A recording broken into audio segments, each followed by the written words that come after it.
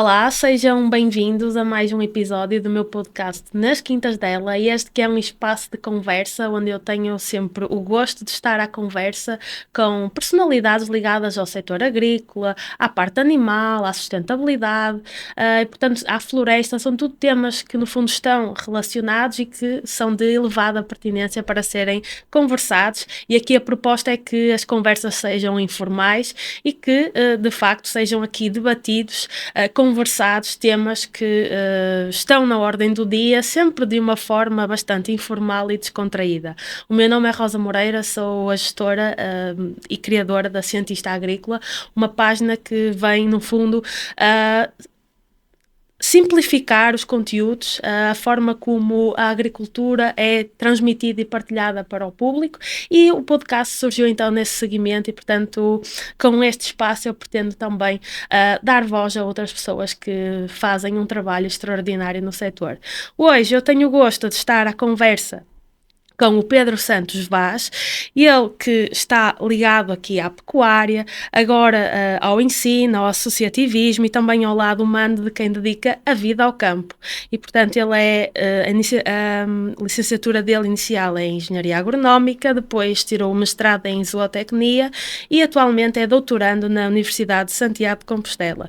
Além disso, ele tem aqui um percurso interessante, ele é secretário técnico do Livro Genealógico Português da raça bovina Aberdeen Angus, secretário-geral da Aberdeen Angus Portugal, presidente da Associação Portuguesa de Engenharia Zootécnica e ainda produtor de bovinos de carne e de avicultura alternativa. Portanto, tem aqui um percurso interessante que teremos então a oportunidade de falar hoje.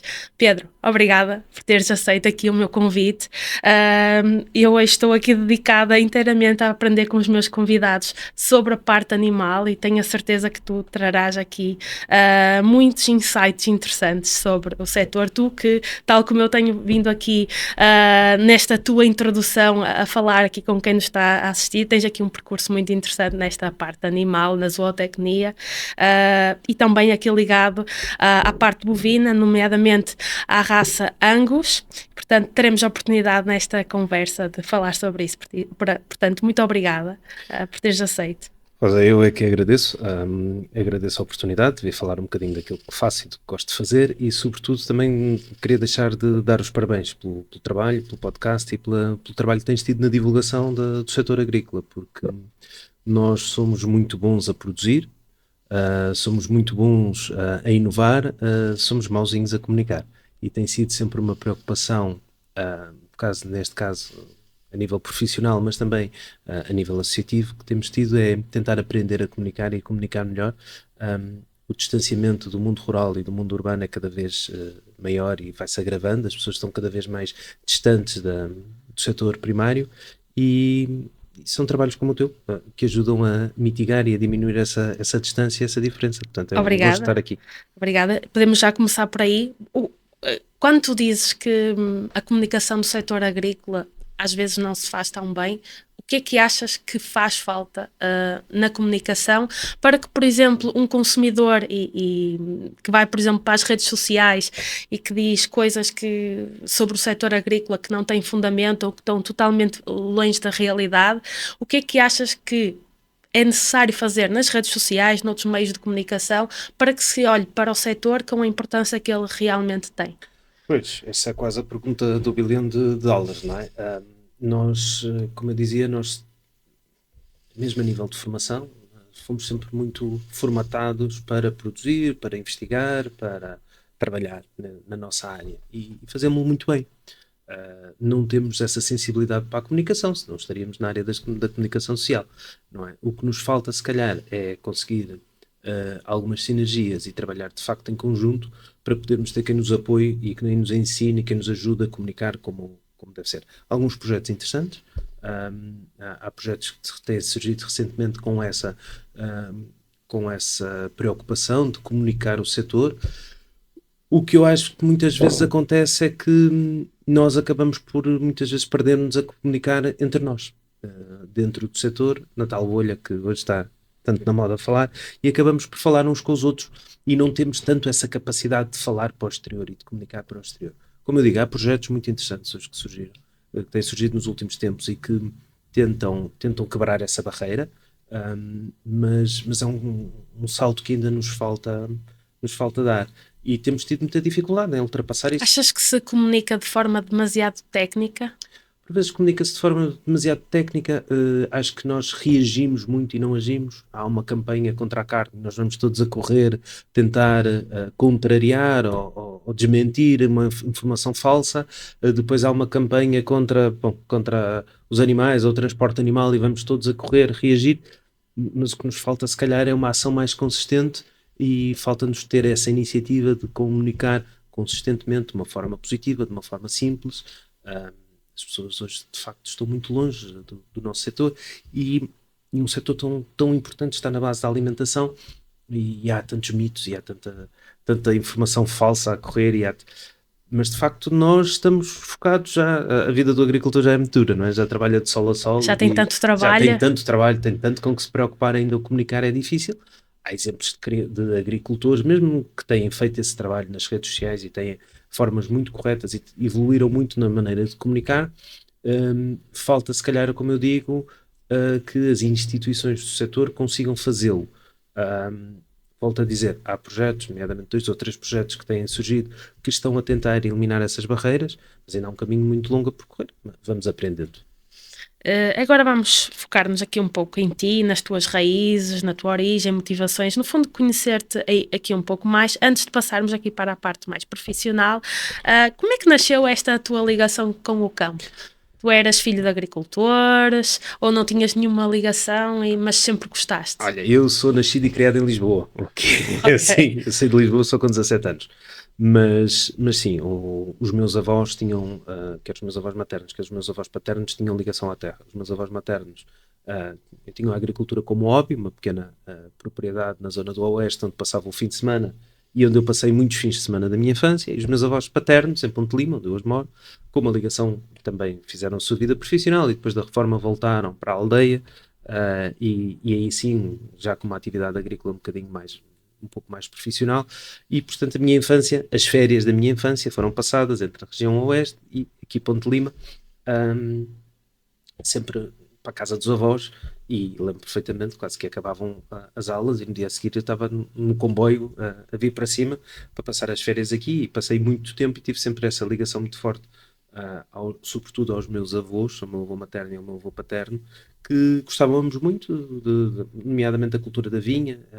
Eram os dois, tinham vinhas, os dois, como eu digo, de uma forma um bocadinho mais lúdica, outro um pouco mais profissional, e portanto isso cresci nessa dicotomia entre a cidade e campo, e desde cedo soube que não me queria ser outra coisa que não fosse ligado à parte da agronomia, dos animais. Pronto, tive aquelas indecisões, se for para a veterinária, se for para a agronomia, se for para a zootecnia.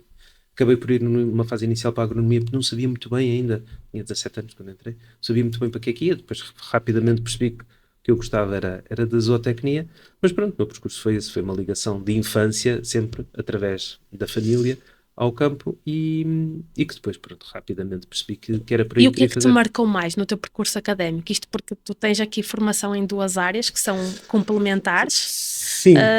mas Sim, eu comecei na área da agronomia, eram os cursos mais generalistas, e depois fiz agronomia com ramo zootecnia. Quando entrei ainda foi pré-Bolonha, depois apanhei a reforma de Bolonha a meio. Eu tive a sorte de estudar na Escola Superior Agrária de Ponte Lima, que tinha uma ligação muito grande ao setor. Não havia um isolamento entre a universidade, entre a escola e a agricultura. Nós fartávamos de fazer visitas, estávamos inseridos no meio rural. sim, a ideia que eu tenho é que também tem uma forte componente prática. Tem uma forte componente prática, a própria estrutura da escola, bem para além do enquadramento paisagístico magnífico, permitia isso, e portanto incentivava muito a fazermos estágios logo durante o curso. Eu também acabei por experimentar várias áreas e aproveitar as férias para estagiar aqui e ali. Bom, tive nos cavalos, tive uma quinta pedagógica a fazer pequenos part-times ou estágios, e isso, pronto, permitiu que eu também tivesse ali um leque maior de opções. E o facto dessa proximidade da escola, que era incentivada da escola com as associações, com os agricultores, com as empresas, as aulas constantes que eram tantas vezes dadas em explorações, em contexto de exploração, isso foi uma mais-valia. Isso foi, de facto, permitiu-me enfrentar depois a vida profissional um bocadinho mais à vontade. quando saímos da universidade todos achamos que não sabemos nada, estamos perdidos, mas depois vamos percebendo que está lá a informação, não é? Eu acho que talvez tenha tido um bocadinho menos esse problema porque a escola assim o proporcionava. Pronto, depois cheguei a estar a frequentar um mestrado na UTAD, mas eu comecei a trabalhar, depois não consegui compatibilizar a vida profissional com essa componente académica. Depois, mais tarde, voltei, uns anos mais tarde, a Refoios, à Escola Superior Agrária, para fazer ali então um mestrado em zootecnia. Tinha estado na UTAD, não terminei. E portanto, talvez, se tive alguma dúvida antes de entrar e no início do curso, rapidamente percebi que não, que eu queria era a área animal. E portanto, e foi isso, foi tentar apostar depois nas cadeiras dessa área, aquelas que eu gostava mais, que me interessava mais. E houve algum momento que te marcou no teu percurso? Houve Algum professor? ainda na parte académica, Sim, algum professor? tive a sorte de estagiar com um professor que na altura estava a fazer o doutoramento. E eu tive a sorte de acompanhar, o professor José Pedro Araújo, tive a sorte de acompanhar parte prática do doutoramento dele enquanto eu fazia o meu estágio. E isso foi muito interessante, porque tive a oportunidade de fazer o estágio com o professor, não é? Que é uma coisa que poucos se calhar têm, não é? Ir para o campo de vacas, pesar vitelos, etc. Isso marcou-me profundamente e percebi que... E deve ter dado uma bagagem bastante grande. Uma bagagem muito grande, um acompanhamento muito grande, não é? E foi, de facto, se calhar foi o ponto mais marcante da minha formação. Tanto que depois o professor acabou por ser meu orientador de licenciatura, de mestrado, hoje meu co-orientador de doutoramento, para além de um grande amigo. Mas isso provavelmente foi o que mais marcou e condicionou a minha evolução profissional. Aquele contacto diário nas explorações, aquele trabalho de livro genealógico, acabou por ser aquilo que eu fiz quase sempre até hoje. Estive sempre ligado nos bovinos de carne, nos bovinos de leite, mas estive sempre ligado às associações de agricultores e sobretudo às associações ligadas aos livros e ao melhoramento genético, quer quando estive no leite, quer na carne agora. E qual é que foi a tua primeira experiência profissional? O meu trabalho a sério, eu já tinha feito part-times e já tinha estado assim, algumas coisas. O meu primeiro trabalho a sério foi como classificador da raça Frisia. Ainda não tinha terminado o curso e candidatei-me, apareceu uma vaga de emprego lá na escola e eu candidatei-me à PCRF. A entrevista foi aqui em Vila de Conde.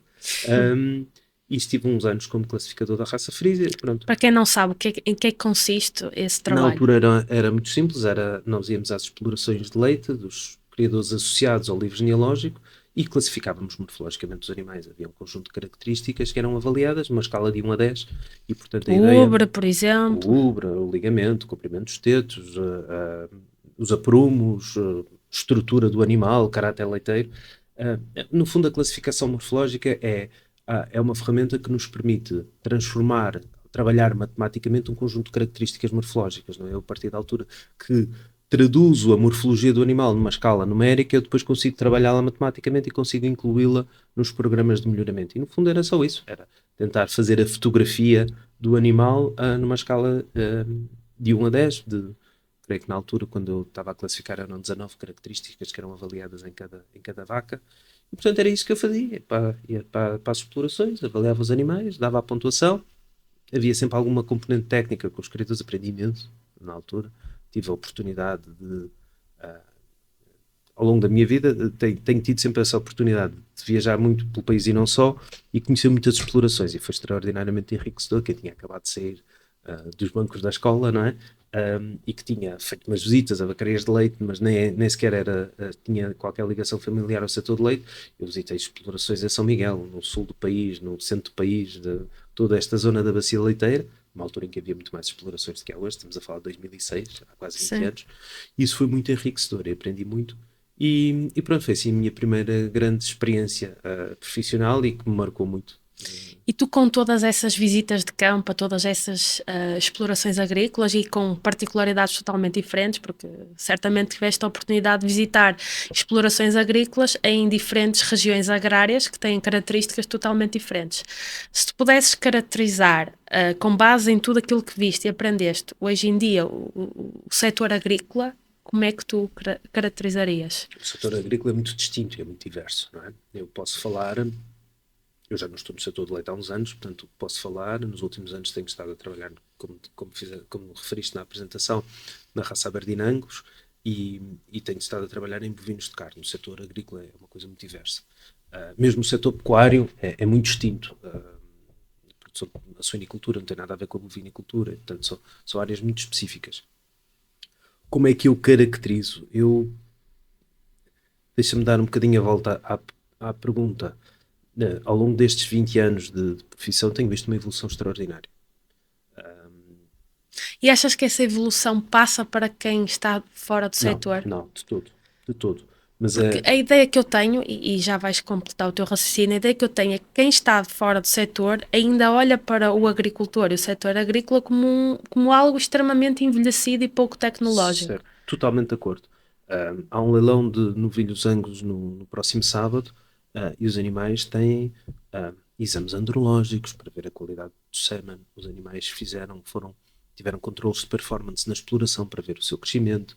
Os animais têm uma avaliação genética que está ao nível das melhores que se fazem no mundo. Os animais têm uma avaliação genómica. Tiramos um bocadinho de pelo aos animais e logo desde pequeninos, desde vitelos, sabemos qual é o potencial genético deles para 17 características. Se tem potencial para crescer, qual é para a eficiência alimentar.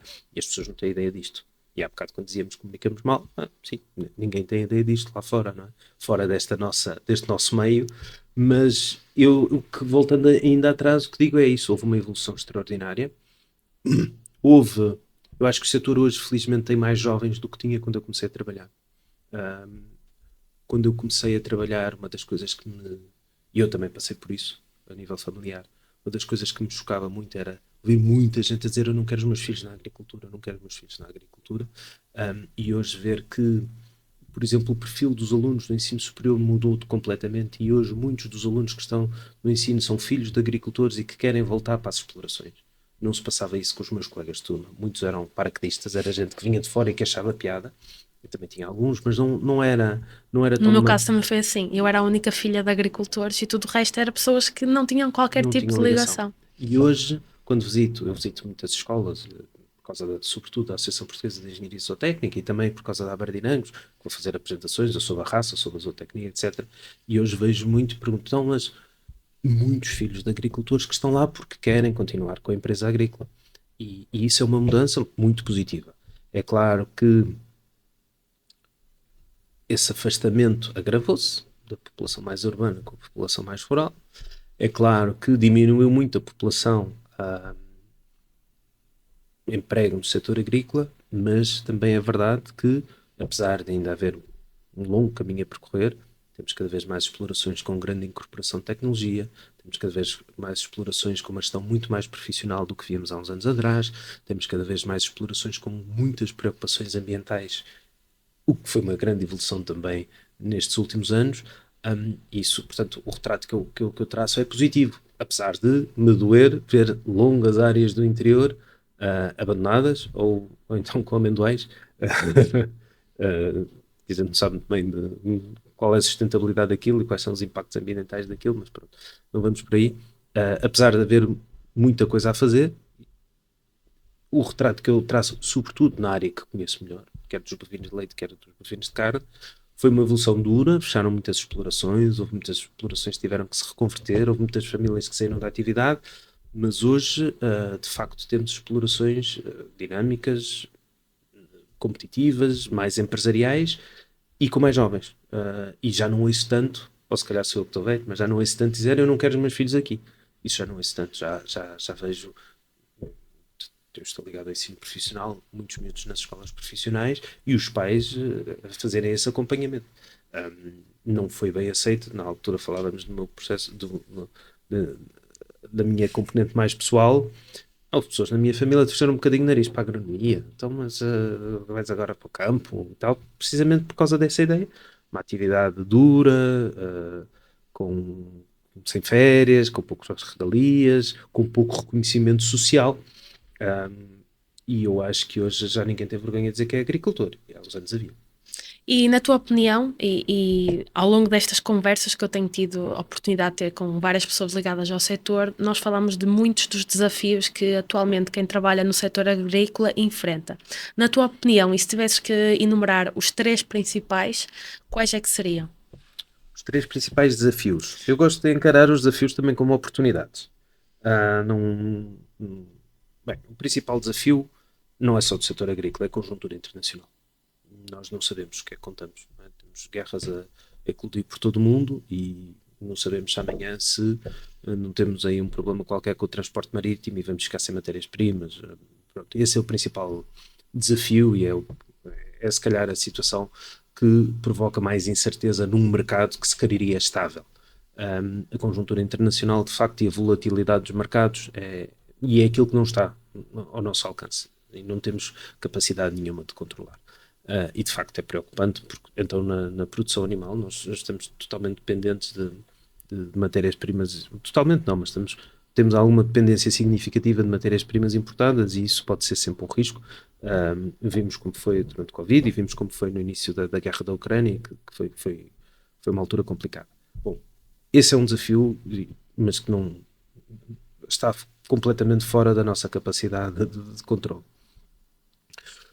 Outro desafio muito grande, acho que são as questões sociais. Este equilíbrio entre a necessidade de ter imigrantes, a mão de obra, a integração dos imigrantes, a aceitação de franjas da sociedade ou a menor aceitação de franjas da sociedade. O setor agrícola está totalmente dependente, está muito dependente também de mão de obra, imigrante. Há falta de mão de obra e, portanto, isto são desafios sociais que lá está, não são específicos do setor agrícola, são transversais à sociedade, mas que afetam particularmente o setor agrícola e, portanto, estas alterações sociais e alguma instabilidade social que nós vamos vivendo e que tem que passar por uma integração mais acompanhada ou mais, como é que eu ia dizer, uma integração mais plena de quem trazemos e de quem precisamos para trabalhar connosco, e isso é um desafio também, porque nós vemos que em algumas zonas do país começam a causar problemas e algum desconforto, e outras vezes não há desconforto nenhum, mas há uma percepção de que temos aí muitos imigrantes, isso vai ser um desafio. A mão de obra é um desafio. Mas lá está, mais uma vez, podemos encará-lo como uma oportunidade e como uma oportunidade de mudar coisas e de integrar pessoas. E depois o grande desafio que as explorações vão enfrentar, eu acho que ou um deles, espero, tem a ver com a integração da tecnologia, da inteligência artificial, da agricultura e da pecuária de precisão, da Internet of Things. E achas que isso tem a ver com o facto de os agricultores ainda terem, especialmente os agricultores portugueses, ainda terem um perfil muito envelhecido? Estamos a falar que o agricultor português tem em média, se não se salvo erro, 66 anos. Portanto, achas que isso acaba por ser um entrave também à adoção de tecnologia? Uma dificuldade, claro. Uma dificuldade, mas mas vai passar por aí. Ou seja, mesmo até por causa do fator anterior que eu falei, mesmo tendo em consideração a dificuldade de mão de obra, as explorações tornar-se-ão competitivas através da tecnologia. Eu hoje estou aqui sentado contigo, vou ao telemóvel e vejo onde é que estão as minhas vacas. Tem todas um colar com um GPS. Se alguma sair do terreno que está delimitado, eu sou avisado. Eu podia ter vacas na mesma, não estava tão sossegado se não tivesse aquele sistema. Eu posso estar aqui e se uma vaca estiver em si ou estiver a ter um parto, eu recebo um alerta. Eu teria vacas na mesma, mas se calhar hoje estou muito mais confortável na gestão da minha exploração. Consegues detectar mais facilmente um problema. E consigo ter uma vida. Consigo ter uma vida mais tranquila, sabendo que bem, há aqui uma tecnologia que me ajuda. Eu sou um pequeníssimo agricultor, típico do Entrador em mim, minifúndio, do mais característico que pode haver. 8 ou 10 vacas, isso não é significativo. Mas nas explorações já com alguma dimensão, não faltará muito que teremos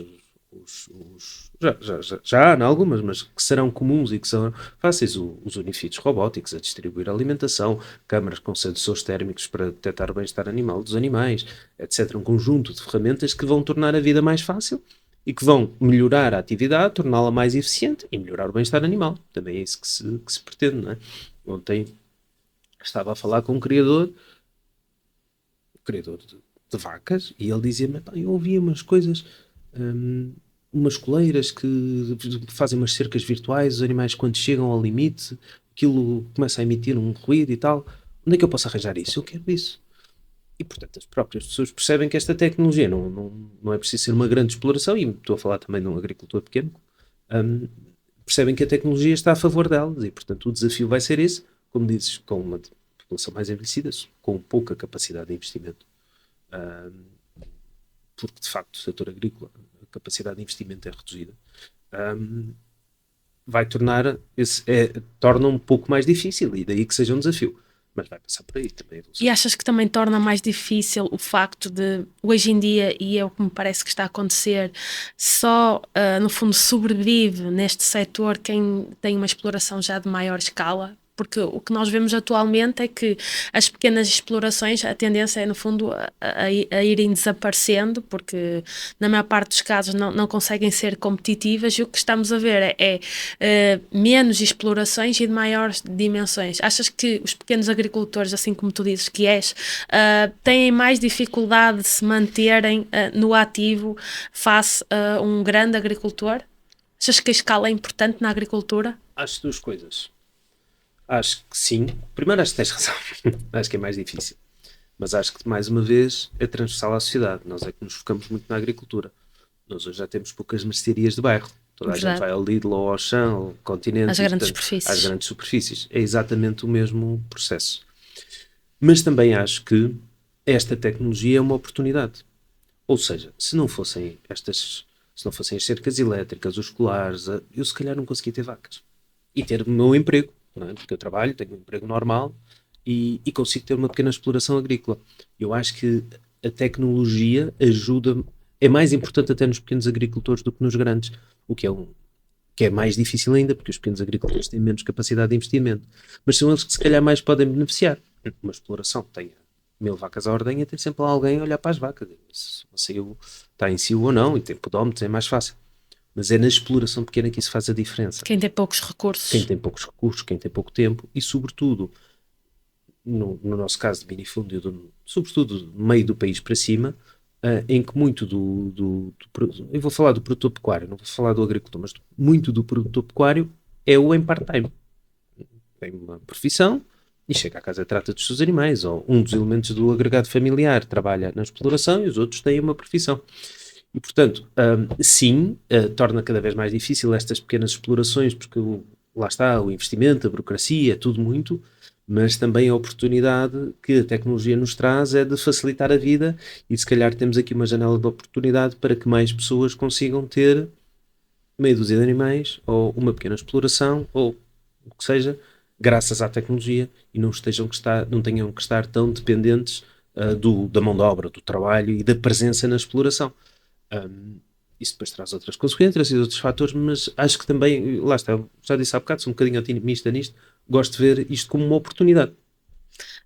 Há pouco também disseste, e eu também acabei por complementar na tua introdução, que também tens, dentro de todas as tuas atividades que desempenhas, também tens aqui uma componente na área do ensino.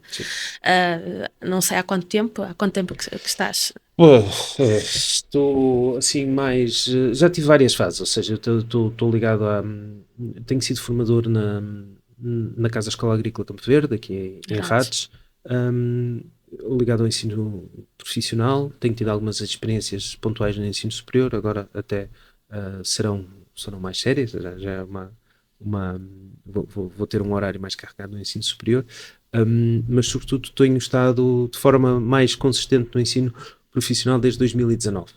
Já tinha dado aulas, depois deixei-me, assim, uma coisa muito pontual, mas desde 2019 acho que todos os anos dei pelo menos um módulo ou dois ali na Casa Escola Agrícola. E qual é que é o perfil do aluno que atualmente estuda estas áreas agrícolas e pensando, por exemplo, na tua altura quando tu estudavas, há diferença entre o aluno que estuda hoje agronomia ou tem um curso profissional agrícola ou na tua altura? Há muita diferença.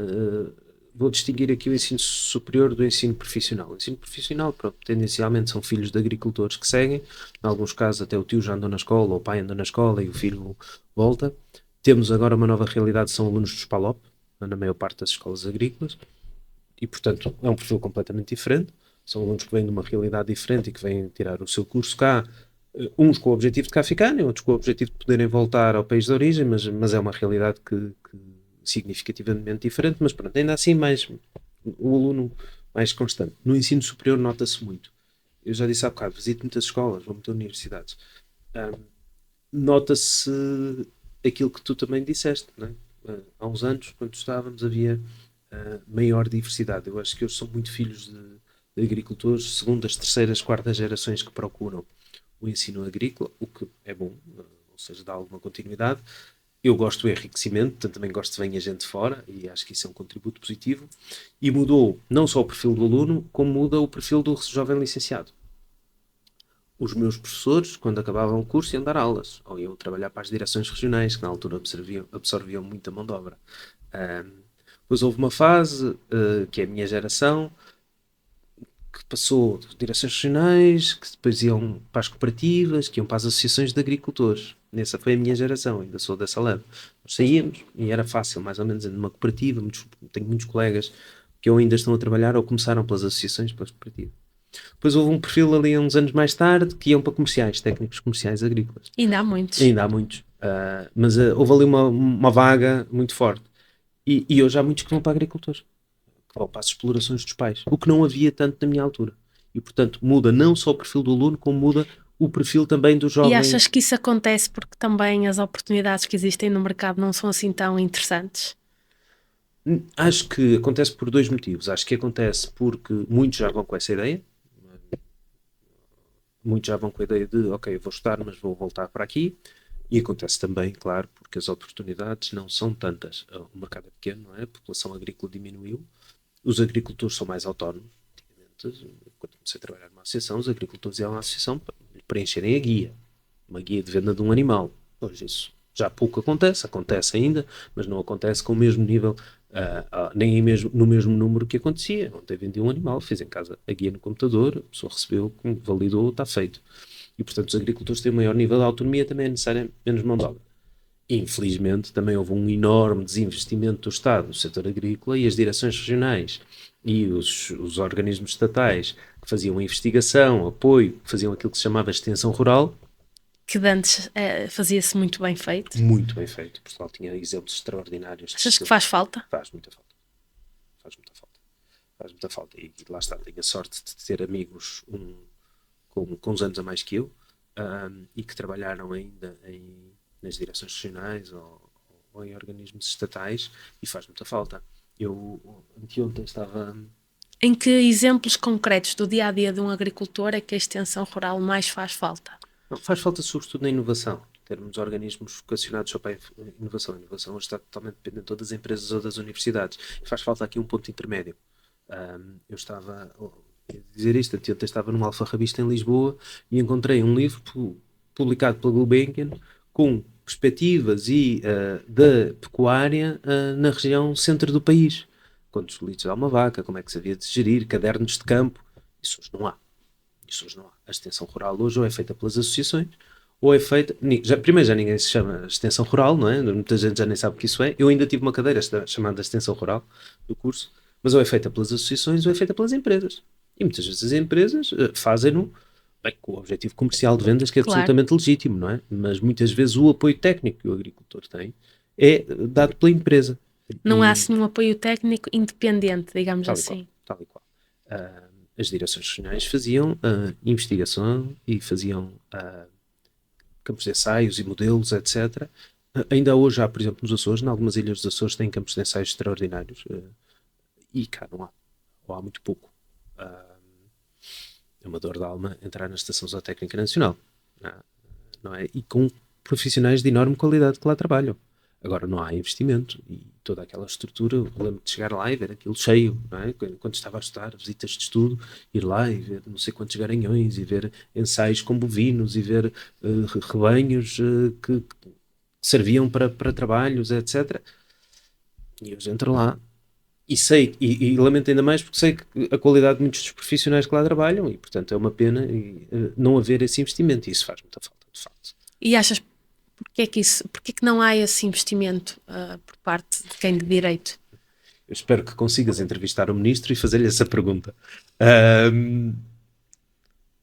Tem havido um desinvestimento e o tal afastamento da agricultura. Na verdade, nós contamos pouco, somos poucos a votar.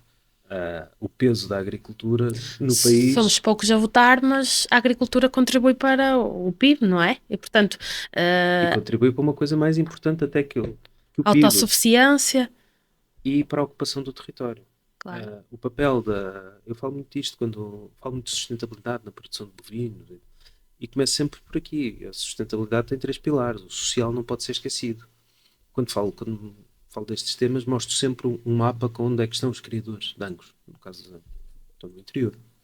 Criam emprego, ocupam território, têm os animais a manter as pastagens, têm as pastagens limpas, não há incêndios, diminui a carga combustível e, portanto, isto é um papel fundamental e é um papel social.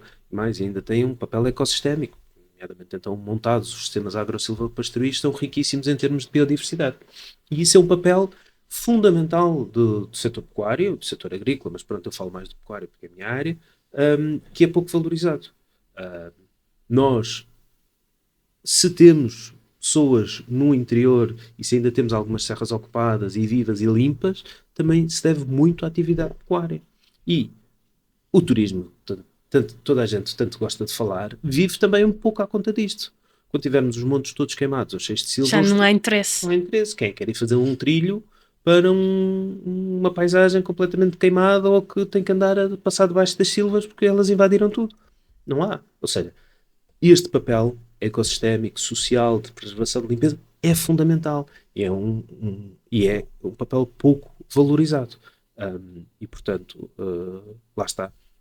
Se calhar quando comunicamos, se calhar também temos pouca capacidade de fazer lobby político e de fazer perceber isto. A pecuária, a agricultura são fundamentais para a ocupação do território. Nós temos um país todo encostado à faixa litoral. E estamos aqui numa faixa litoral, uma das poucas zonas litorais do país que tem uma atividade agrícola muito viva. Mas não é essa a realidade.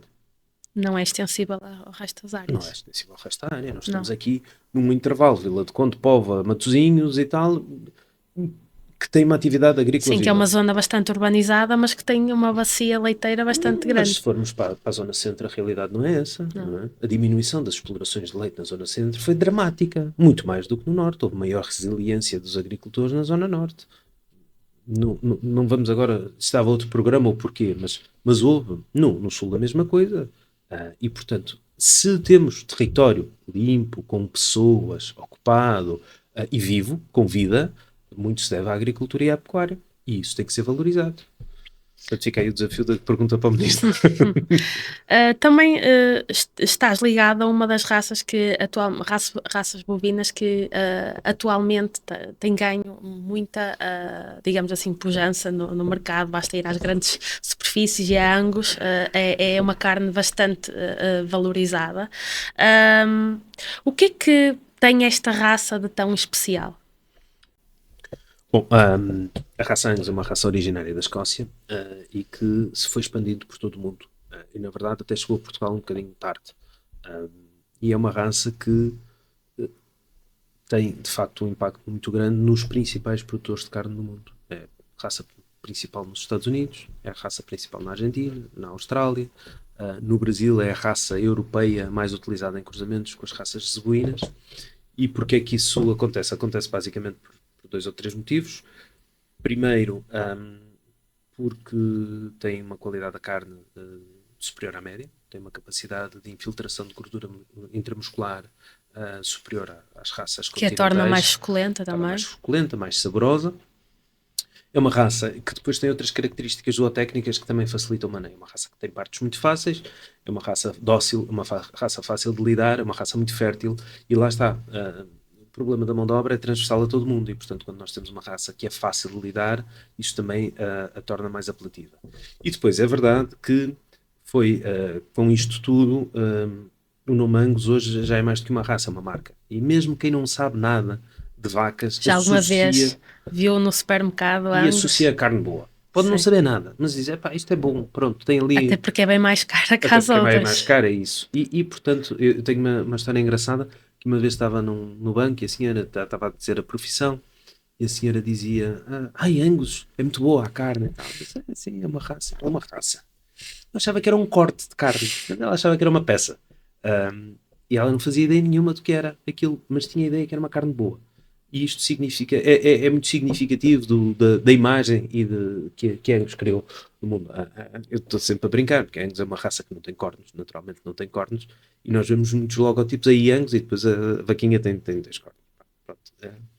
Agora criou esse dinamismo também comercial e de marketing, e pronto, isso alavancou também o crescimento. esse crescimento não teria sido sustentado se a raça não tivesse características que fizessem jus ao nome e à marca que foi criada. Mas, portanto, eu salientava sobretudo isto, uma elevada qualidade da carne, facilidade de maneio e boas características reprodutivas. É uma raça que cresça muito, há raças que têm capacidade de crescimento muito maior, mas é uma raça que está muito adaptada às exigências do mercado de hoje.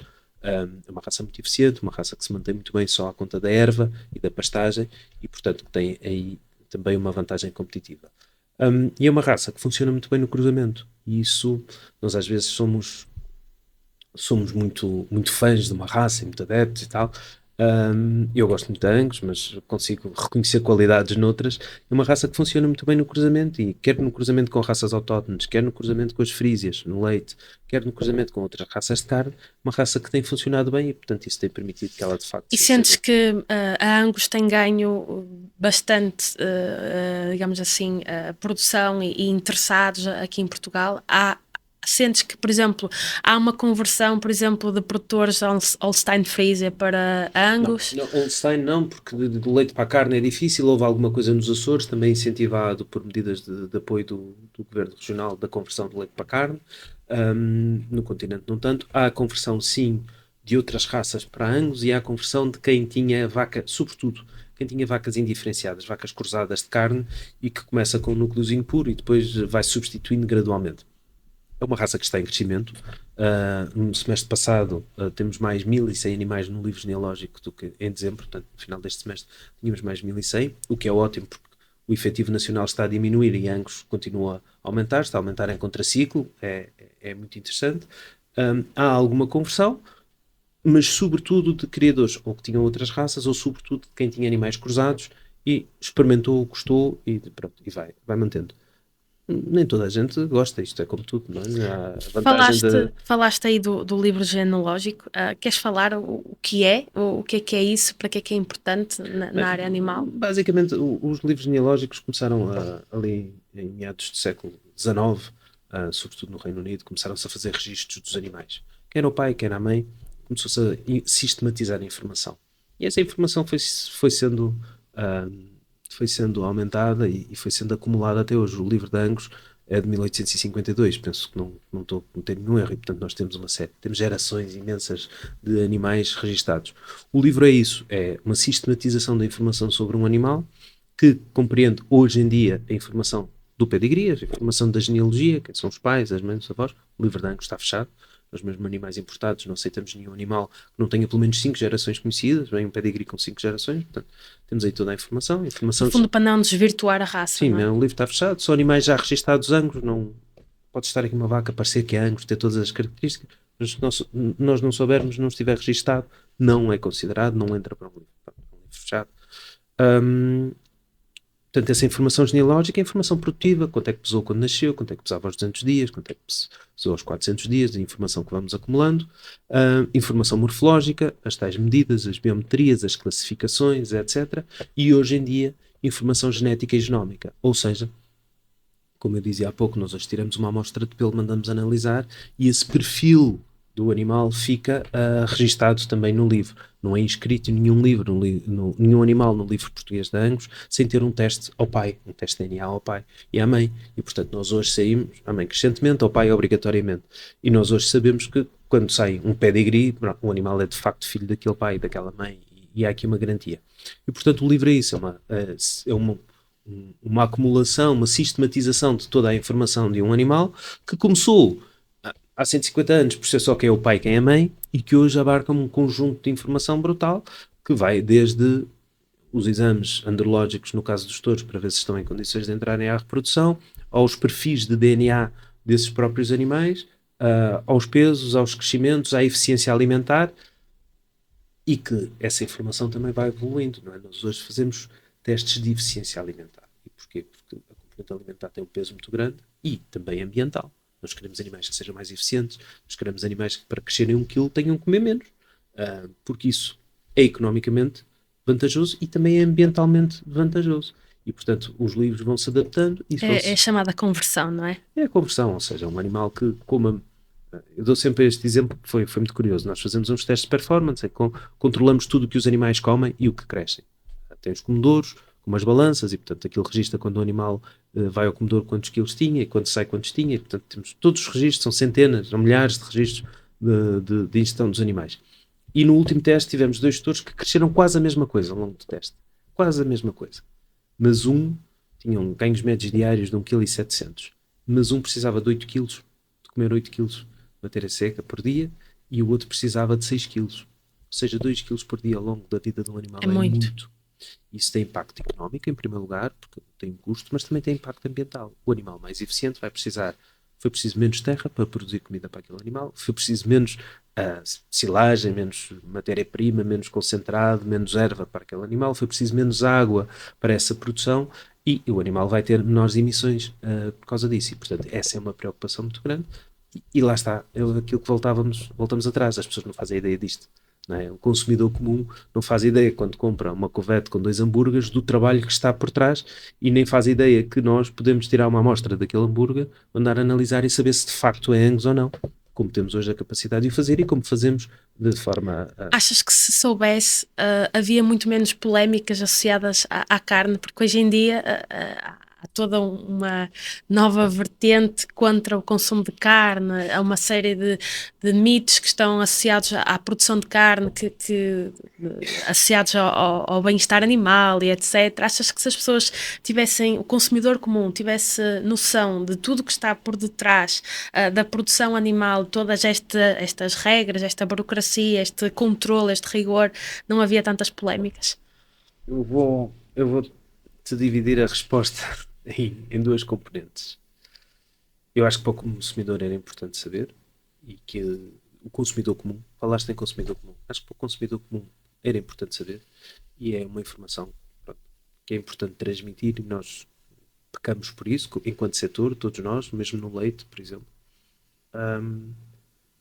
Para quem dinamiza essas campanhas é relevante, porque nós podemos lhes demonstrar a verdade, mas aquilo é fundamentalismo. Contra a religião não se discute, não é? E, portanto, era irrelevante. Nós temos tido, e sobretudo na Associação Portuguesa de Engenharia Zootécnica, tenho contactado com alguns desses fundamentalistas e detratores do setor, e não vale a pena. Não é, ainda não encontrei nenhum com o qual conseguisse ter uma conversa salutar, racional, educada, porque há ali uma formatação. E negam tudo o que é evidente. Há cerca de um ano, houve um pseudo-documentário que foi transmitido contra a carne. E fomos lá, 5 zootécnicos, acho eu, e um veterinário, e juntámos e fomos lá assistir àquilo e fizemos perguntas, só.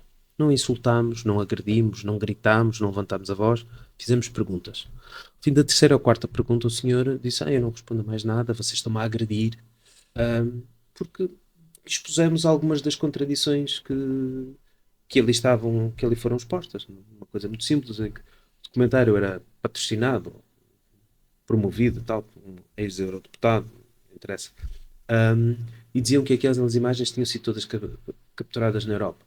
Depois admitiu que algumas delas tinham sido no Líbano. Ou seja, há uma pequena diferença sociocultural entre a Europa e o Líbano. Vamos lá.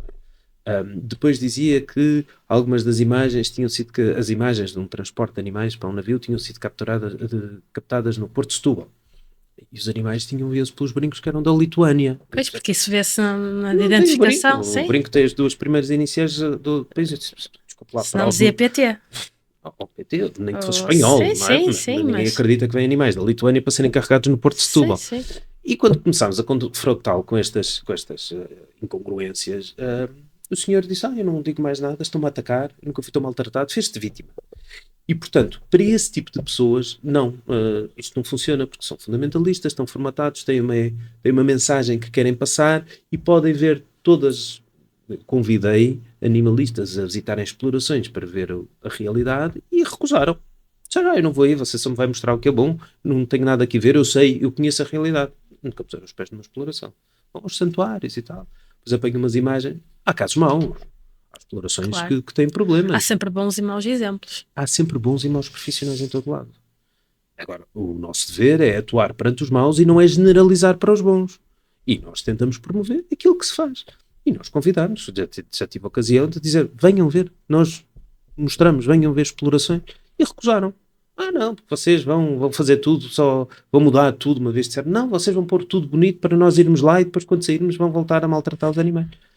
Isto não existe, não é? Portanto, sim, para o consumidor comum é importante transmitir informação. Quando falamos de campanhas anti-carne, animalistas, vegan, etc., não vale a pena. Não vale a pena porque, de facto, não querem saber, têm uma mensagem, essa mensagem estão formatados, é isso que querem passar e eu posso dizer que a mesa é de madeira e eles dizem que é de pedra e a mesa é de pedra e não há nada a fazer com isso. Há pouco falavas da Associação Portuguesa de Engenharia Zootécnica, da qual tu és presidente. Na tua opinião, e sendo tu zootécnico, quais são as características base de um bom zootécnico? Tendo em conta todas as exigências atuais do mercado, do setor agrícola, do setor pecuário. Por acaso a zootecnia é uma atividade muito multidisciplinar e que permite, e que exige quase, eu uso um termo que eu ouvi a um professor e que me ficou sempre, que exige que sejamos quase especialistas em generalidades, ou seja, o zootécnico tem várias áreas de atuação. Os pilares da zootecnia são a genética, a nutrição, as instalações, o maneio, mas de facto hoje em dia é necessária quando contrato alguém, quando contrato um zootécnico para trabalhar comigo, o que eu pretendo é essa polivalência, essa capacidade de reagir perante situações diferentes e ter alguma capacidade de adaptação muito forte. É necessário uma permanente atualização, a zootecnia está em permanente evolução e o que se faz hoje, nomeadamente, por exemplo, há bocado falava dos livros genealógicos, a evolução do que se faz hoje em termos de genética e de melhoramento não tem nada a ver com o que se fazia há 20 anos quando eu comecei. Nem havia genómica, as provas dos animais era uma coisa, eram uns modelos matemáticos assim quase difíceis de perceber e hoje temos avaliações online e qualquer um com o telemóvel pode ver, portanto uma grande capacidade de adaptação, volto a dizer, uma grande capacidade de adaptação, uma grande capacidade de permanente atualização, vontade de estudar e resiliência. Ou seja, isto às vezes é duro. É duro psicologicamente e é duro fisicamente. Pode ser duro fisicamente. Portanto, alguma resiliência. É fundamental uma boa capacidade de comunicação com os agricultores. Nós podemos ser excelentes zootécnicos, mas nós temos que saber lidar com os animais, mas o mais importante de tudo é lidar com as pessoas. E são as pessoas que fazem as explorações e às vezes, pronto, nós gostamos tanto dos animais que esquecemos um bocadinho, e gostamos tanto de estar no meio dos animais, que esquecemos um bocadinho essa componente mais humana, mas isso é fundamental. Portanto, eu acho que, no fundo, é aquilo que qualquer profissão, um bom técnico, qualquer profissão tem que ter um conjunto de qualidades técnicas, que são importantes, e essas vêm da universidade, do estudo, do trabalho, e depois tem que ter um conjunto de qualidades humanas que lhe permita relacionar-se com os outros e manter um bom ambiente, quer no trabalho, quer com os clientes, ou neste caso, os agricultores. Portanto, isso não é muito diferente de outras profissões. Nestas conversas nós temos sempre um momento que é o preferias, em que eu te vou dar duas opções e tu escolhes uma, não precisas de justificar. Preferias passar o dia inteiro a tratar de vacas ou a tratar da papelada da tua exploração? Sem sombra de dúvida, a tratar de vacas. Preferias dar uma aula a 200 alunos ou responder a 200 chamadas de criadores? 200 alunos. Preferias nunca mais comer frango ou nunca mais comer carne de bovino? Epá, isso é difícil. Também não disse que era fácil. Eu crio vacas e crio aves. Por isso mesmo é que eu te estou a fazer. Sou membro da Confraria Gastronómica do Galo Barcelos, isso é quase... Olha, vou-te pôr aqui em confusões. Vais-me pôr em confusões, mas eu preferia nunca mais comer frango. Vou ser expulso da confraria. Preferias duplicar o tempo que passas no campo ou duplicar o tempo para a família? Nesta fase da vida, preferia duplicar o tempo à família. Preferias viver sem botas de campo ou sem telemóvel? Sem telemóvel. Preferias ter sempre chuva ou sempre sol para gerir a exploração? As duas coisas fazem muita falta. Só uma. As duas coisas fazem muita falta. Os meus animais vivem na pastagem, precisamos de chuva. Também precisamos de sol. Confesso que agora estou a ver as perguntas que eu fiz, eu estou a ser mazinha. Estás a ser mazinha. Preferias ver os teus alunos a seguirem zootecnia ou a criarem explorações próprias? Aí não te vou responder. Aí vou dizer, preferia vê-los a seguir zootecnia para no fim criarem explorações próprias. Achas que antes de se ter um negócio, nomeadamente, por exemplo, de produção animal, faz falta ver outras realidades, trabalhar para outras pessoas e só depois... Faz. É um conselho que dou Mesmo os alunos aqui da escola profissional, muitos têm tendência para tentar estagiar, eles têm que fazer muitos estágios ao longo do curso, uma das vantagens uma das grandes mais-valias daqui da escola profissional é que os alunos têm ao longo do curso, não têm só um estágio no final, têm muitos estágios, têm muitos períodos de estágio. E uma das coisas que eu tento sempre é incentivá-los porque a tendência normal de um miúdo de 14 ou 15 anos é vai estagiar com o tio, ou vai estagiar na exploração dos pais ou dos primos, e tento sempre incentivá-los a irem para fora, verem outras realidades e mais tarde, ao longo da vida, também fazê-lo. Volto a falar se calhar da Angus e também da Frisia. Dos pontos mais positivos da minha profissão, ou das funções que tenho exercido ao longo dos anos, nomeadamente mais recentemente na Angus, e ao qual eu estou absolutamente grato, foi a possibilidade de viajar, de ver outras realidades, viajar dentro do país, na Península Ibérica. Angus tem essa característica, é uma associação nacional, mas que tem muitos criadores de Espanha que inscrevem os seus animais no nosso livro. Portanto, eu corri toda a Espanha a visitar criadores e tive a oportunidade de ir a vários países, na Europa e fora da Europa, e isso é uma mais-valia enorme, isso é de um enriquecimento brutal, porque de facto nós podemos ver muitos vídeos no YouTube, podemos ler muitos livros técnicos, mas ir ao local e ver Ver. e falar com as pessoas e perceber porquê é de facto muito, muito enriquecedor. E eu tive muita sorte na minha vida profissional, porque comecei muito cedo na Frisia a nível nacional, mas depois então, sobretudo na Angus, tive a sorte de conhecer, é completamente diferente do sistema de exploração, de uma exploração de 900 hectares em Montemor Novo ou de uma exploração de 5 hectares em Miranda do Douro. Não quer dizer que uma seja melhor que a outra, ambas têm mais-valias e têm os bons produtores estão em todo lado. Há bons produtores em todo lado, com 1 hectare ou com 1000 hectares. E eu tive essa sorte, tive a sorte de viajar, de conhecer, de falar com muita gente, de perceber os sistemas, de perceber o porquê, um, e não só a nível, neste caso, ibérico, nos Açores, e fora do país também, e isso eu devo às entidades para as quais trabalhei e às funções que fui exercendo, e de facto acho que me tornaram, modéstia à parte, muito melhor técnico por ter tido contacto. Este ano estive na Roménia, e estive na Austrália, duas realidades Completamente completamente diferentes, antípodas, e com bons produtores nos dois lados, não é? Estive na Roménia com 3 graus negativos, a nevar e a ver excelentes vacas, e estive na Austrália naquelas áreas enormes, de dimensão incalculável para nós, e com produtores excelentes. E a ver Angus num lado e do outro, e essa vantagem da raça Angus, essa capacidade de adaptação também a diferentes climas, e aprendi imenso com isso. E portanto, para os alunos, sim, é muito importante verem, visitar. Eu tento sempre e aconselho sempre alguns que passam a tentar estagiar nas associações por isso mesmo. Porque quem for estagiar para a associação, vamos falar de raças autóctones, para a associação de Caxena, vai ter a possibilidade de visitar 500 ou 600 produtores de Caxena, todos eles com particularidades diferentes. Quem for trabalhar, estagiar para uma associação, se vão para uma exploração, só ficam um bocadinho mais limitados. Conhecem mais a fundo, conhecem o dia-a-dia do trabalho, mas ficam mais limitados. E, portanto, o papel das associações também é esse. Quando falamos das associações, o papel também é esse, a formar novos profissionais e bons profissionais que depois seguem a sua vida para outra área, ou ficam nas associações, mas seguem a sua vida, e isso é um papel também muito importante. Estamos quase a terminar. Gostava só de nos focarmos aqui agora num desafio novo profissional. Tu vais agora também iniciar aqui como professor no ensino superior e também estás a tirar um doutoramento. Porquê começares agora com o doutoramento? Foi para, no fundo, fazer face a este desafio do ensino superior? Não, foi agora o doutoramento que comecei há 2 anos, porque foi quando consegui.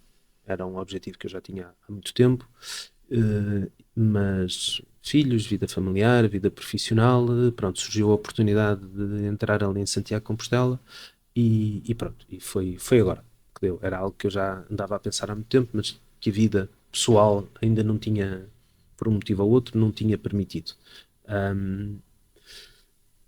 E fui fazer o doutoramento por um motivo muito... Primeiro porque queria aprender mais, aquela necessidade de atualização permanente que eu falava, mas por um motivo muito simples, também tinha essa grande sorte, não é? Ao trabalhar numa associação há muitos dados, e o facto de nós olharmos para os dados com outros olhos, muitas vezes as associações as pessoas técnicas estão tão envolvidos no dia-a-dia, isso aconteceu comigo, e acontece, estamos tão envolvidos no dia-a-dia que acabamos por acumular muitos dados, mas depois não tirar partido deles. e o que eu queria era aprender a tirar um bocadinho melhor partido dos dados que tinha e ter outras perspectivas sobre a análise e a capacidade analítica dessa informação que era recolhida, mas que depois às tantas ficava ali numa nuvem, algures, e que eu achava que era uma laranja que faltava espremer o sumo. E, portanto, a possibilidade de doutoramento foi essa. A questão do ensino, pronto, eu gosto de dar aulas e pronto, surgiu a oportunidade de concorrer a um horário parcial, de facto, na Escola Superior Agrária de Ponte Lima. Concorri, fiquei, é um desafio. Vou roer umas unhas e tal, isto de voltar agora à escola onde se estuda. Mas é noutra vertente. Tem outro peso, é outra vertente, mas sim, é um desafio que vou agora encarar e que já me está a dar muito gosto, já estou a preparar as aulas e que vai ser uma novidade, não é? É sempre bom nós, não gosto de estar muito tempo parado, é muito bom, é sempre bom nós termos novidades na vida e novos desafios profissionais. Eu sei, porque eu também sou igual. E portanto acho que é uma etapa que, pronto, que eu espero que corra bem e que vou me dedicar a ela, e que, pronto, vou abraçar esse novo desafio. Para terminar, se pudesses deixar uma mensagem para o futuro, o que é que tu deixarias? Eu acho que nesta conversa percebemos que sou otimista, não é? Ou seja, tenho tido a sorte, já tenho alguns anos, e tenho tido a sorte de trabalhar com pessoas muito mais velhas do que eu e com gente muito mais nova. Agora já contrato os últimos colegas com quem tive a sorte de trabalhar e que ajudei a contratar, já nasceram depois de 2000. E portanto isto já me dá aqui uma perspectiva temporal histórica. A mensagem é de otimismo, ou seja, a produção animal é fundamental na nossa sociedade, não só pelo fornecimento dos alimentos, como também já falámos, pelo contributo para o PIB, para a balança comercial, para a ocupação do território, para a criação de emprego. E, portanto, eu acho que temos todas as condições, inclusivamente, também já falámos disso com a incorporação de tecnologia, de termos uma população empregue na pecuária, ligada à zootecnia, cada vez mais ativa, com cada vez mais formação, cada vez mais eficiente e, de facto, a prestar um conjunto de serviços sociais e ecossistémicos à sociedade, que eu acho que a sociedade vai ter que valorizar a determinada altura e que vai ter que acordar para esta situação e portanto, eu acho que a mensagem é de otimismo, mensagem para os jovens, olhem para este setor, é uma dor ver que o setor está a precisar de mão de obra e de técnicos qualificados e ver que muitas universidades tiveram poucas entradas, poucas candidaturas. É um setor onde é possível ter uma vida digna, uma vida boa, uma vida enriquecedora, porque não passamos a vida fechados no escritório, era algo que me faria muita confusão, estar das 9 às 6 todos os dias fechado no escritório. Esta capacidade de hoje estou no escritório, amanhã vou para o campo, agora vou viajar e tal, é extraordinariamente enriquecedor e dá vontade de ir trabalhar. É importante fazermos alguma coisa que nos ajude a levantar à segunda-feira da cama. E tenho essa sorte e muitos dos meus colegas no setor têm essa sorte. Portanto, a mensagem para os jovens, olhem para este setor permite ter uma vida enriquecedora, uma vida condigna e que já não é a escravidão de outros tempos e, portanto, temos que desmistificar isto e estamos certos que daqui a uns anos cá estaremos para, como eu disse, que isto evoluiu muito nos últimos 20 anos, continuará a evoluir e teremos cada vez um setor mais moderno, mais justo socialmente, porque ainda há alguma injustiça social e que permite que haja gente feliz na agricultura, isso é o fundamental. Quem estiver a assistir e quiser entrar em contacto contigo, como é que pode fazer? LinkedIn? LinkedIn, Facebook, Instagram, eu não sou muito ativo nas redes sociais, mas sou o suficiente para estar atento. LinkedIn, Facebook, Instagram, o meu contacto até está, portanto depois tenho o WhatsApp profissional disponível, portanto daí é simples. Contactos mais institucionais, a Associação Portuguesa de Engenharia Zootécnica tem feito ao longo dos últimos anos, portanto não tem a ver com um trabalho que já vem muito de trás, tem feito um papel muito importante na divulgação da zootecnia, na promoção da zootecnia, na defesa do profissional, do zootécnico enquanto profissional, e na formação do zootécnico ao longo da vida. Temos feito muito trabalho nesta componente, muito trabalho de divulgação científica, muitos congressos. Vamos ter agora o Congresso Português de Zootecnia, 25ª edição do Congresso de Zootecnia, isto já tem um peso, vai ser em Lisboa pela primeira vez, no ISA. Tivemos mais de um sinal positivo do setor, tivemos mais de 150 artigos submetidos ao Congresso de Zootecnia, portanto há um dinamismo científico grande em Portugal, temos muitos colegas do Brasil a quererem vir, é claro, aproveitam ser em Lisboa, fazem turismo, mas isso faz parte, há interesse na área, e portanto, mais uma vez aproveitar isto, é um setor dinâmico, com desenvolvimento tecnológico, com muito trabalho científico e que, claro, tendencialmente a proporcionar cada vez mais uma melhor qualidade de vida às pessoas. Olha, Pedro, obrigada. Obrigado, Foi aqui cerca de 1 hora de conversa. Tivemos aqui a oportunidade de debater aqui vários temas. Eu já disse várias vezes que a área animal não é o meu forte e, portanto, sempre que eu tenho um convidado dessa área, eu aproveito sempre para aprender muito. Portanto, hoje não foi exceção. Eu aprendi também muito com as tuas partilhas e tenho a certeza que quem está a assistir, certamente colegas de profissão, futuros zootécnicos, ficaram com vontade também de abraçar esta área, assim como tu o fazes. Muito obrigado pelo convite e muito obrigado pela conversa, foi um gosto. Quanto a mim, é tudo. Este é mais um episódio do podcast Nas Quintas dela, um espaço onde conversamos de forma informal sobre temas ligados ao setor agrícola, hoje à pecuária, mas também a temas como a sustentabilidade, as florestas, sempre de forma informal, como se de uma conversa entre amigos se tratasse. Portanto, é um gosto estar aqui, sempre com o principal objetivo de dinamizar o setor agrícola e, lá está, não esquecer do mote deste podcast e também do meu trabalho com a cientista, que é a agricultura sempre em primeiro lugar. Quanto a mim é um gosto, vemo-nos no próximo episódio. Até lá!